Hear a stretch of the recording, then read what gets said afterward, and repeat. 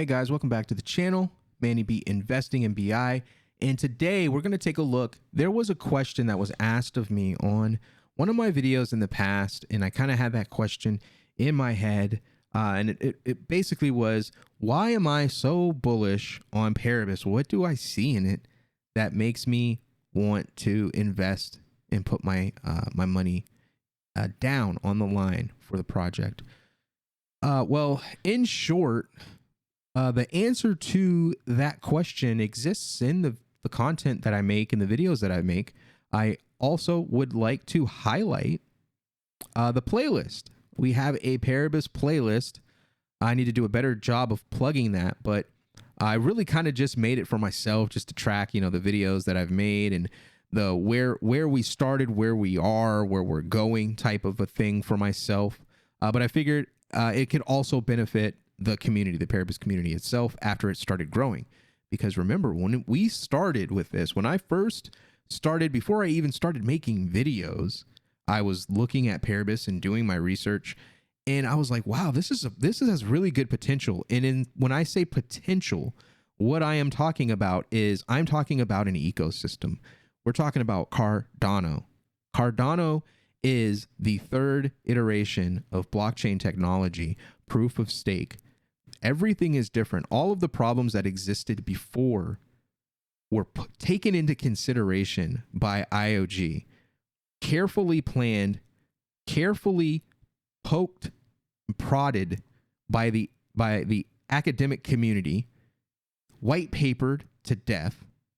So many white papers. Concepts were made, built, proved upon, criticized, tested, and tested. It's hard to not find success in a system where iron sharpens iron. A lot of these other projects, they're built with hype. They're funded from hype before there really is anything, and there's any infrastructure, there's any bones.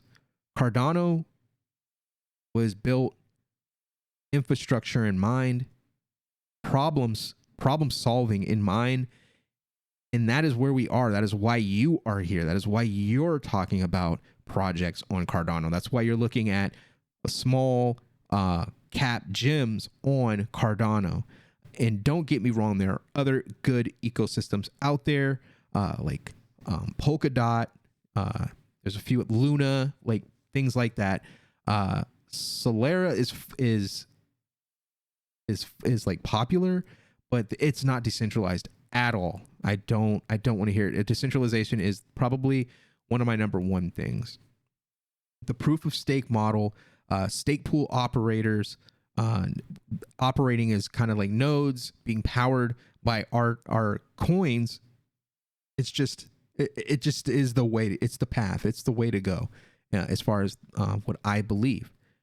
So let's get that part out of the way. The project itself, I see it, and I've watched in the past, I've watched these projects launch, such as Aave and Compound. And when I was a retailer, I remember doing the quizzes on Coinbase for Compound and reading through it. And really, when I went through and I did those questions that you answer for rewards, I really watched the animation. I looked at the questions, I thought about them, and I answered them correctly. And things just started to click in my head as far as what blockchain technology brings to the future of finance.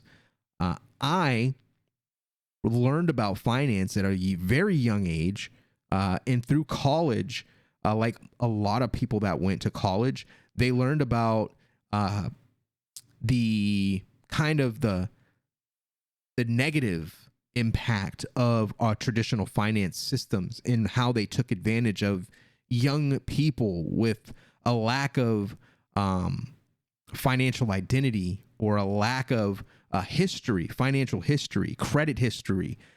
So we took risks that we weren't necessarily educated enough to understand were risks, and we got wrecked. I ended up owing Chase Bank $1,800, and that was the hardest amount of money to raise and pay off, not because it was just a lot of money to me at that time, but because the bank made it difficult for me to pay them back and bring my balance to zero through a number of things such as like fees and interest rate models that essentially never went to zero.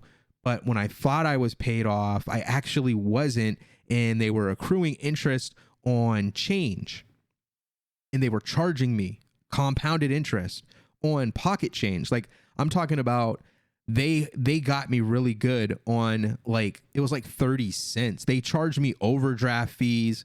They charged me all kinds of stuff on an account that had like essentially pennies in it, and I thought was balanced zero, and I was done paying. And it just a lot of games. It was so bad that the president at the time, it was Obama, had actually changed the federal law around how they did business because it was so bad. This future of finance, this DeFi stuff is so powerful, and it changes the game. It's transparent. All cards are facing up. It's an autonomous system that works automatically in a vision of good determined by a group or an organization of people holding tokens that act as governance, that allows them to vote on proposals or put things or ideas and discussions up for proposals to be used or developed into an actual product. And that is a game changer. That is something that we have never been able to do. You will never, ever, ever determine the offerings, the policies, and the things that a JP Morgan Chase does as an individual person. You'll never get that opportunity. Today, you have that opportunity. You can invest in an organization that is similar or offers similar services that a bank would offer for better rates, bigger reach, larger return, and total autonomy, governance, these features, this profit sharing. This is a new way of doing finance, and it's scary to a lot of the old financial people. And you can see that with the news stories. The fact that our government is really, really smacking cryptocurrency in the face because their masters are banks, and they are having them do that because they are afraid. They are afraid of this financial revolution that is coming their way. There's nothing they can do about it.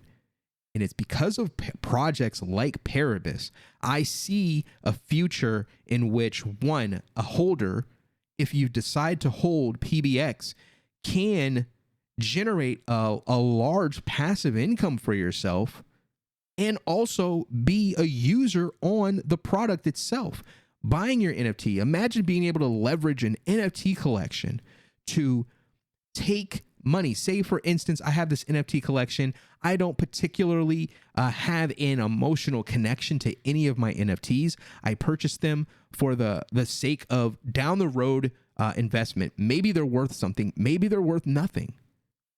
The experience in me participating in these projects, buying and minting these NFTs was an exciting and fun experience in itself. But maybe, possibly down the road, maybe my Cardano combats become worth something, whether it be 1,000 ADA. That's a lot of money, relatively speaking.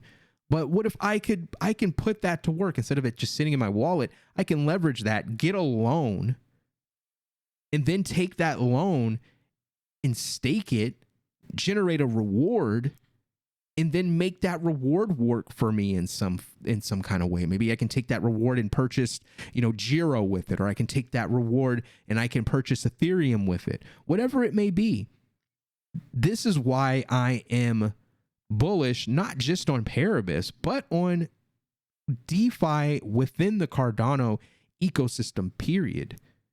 It's a really exciting time. There's just so much. It's so vast an ecosystem that is being built right now. And from day to day and week to week, the game is just changing. There's more and more positive things. Just 3 weeks ago, people weren't talking about Milkomeda. And you fast forward to today, DC Spark is talking about a third and fourth project that they're working on to support the ecosystem, and one of those being a DeFi wallet. We talked about that briefly on the Paribus call on the 16th of December. We've got some options. The last call we had, there was one potential DeFi wallet. The next call we get, there's two solid options, and that are something that I got to dig in on that. What's that about? What is DC Spark doing with the Flint wallet? What's their mission? So that's a video that I'm going to be working on, but hopefully this answers the question of why am I so bullish on Paribus? It's not even necessarily just about Paribus. Paribus is definitely a bright spot on the sun that we know as Cardano. DeFi is coming. They said that 2021 or 2020 was the year of DeFi because of Ethereum and smart contracts. But I'm telling you, we haven't seen anything yet. The real year of DeFi is going to be 2022. And the host blockchain is going to be Cardano. And I hope one of the largest projects out of that pack is going to be Paribus. We got borrowing and lending. You compare it to something similar, we're looking at Aave. And I might do a video on that. Why do I specifically believe Paribus is going to be something to really, really get behind and what its potential could be. So thank you again for checking out the video. Make sure you check out that playlist. I've got videos such as Paribus Token, a closer look at the project team. That's an amazing video that you should take a look at and gauge how bullish I am at that point. The first Paribus Telegram live chat, any of those live chat videos, any of the videos, especially the video where I go and I look at the team, where I'm looking at development updates, that stuff's golden. Why I'm bullish on it. There's one where I'm talking about the team. That's a really good one that you should take a look at. I can't wait. Which one is it? It's like my experience. That's a good video. I like that one. There's one where it's like I look at the team, like I take a deep dive on the team or something like that. Yeah, find that video. Check that one out. I promise you that's a good one.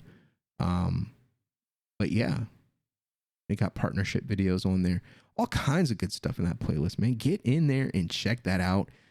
Thank you for checking me out. Thank you for subscribing if you are. If you haven't, hit the button. Doesn't take much. Won't hurt you. And we'll see you on the next one. Peace.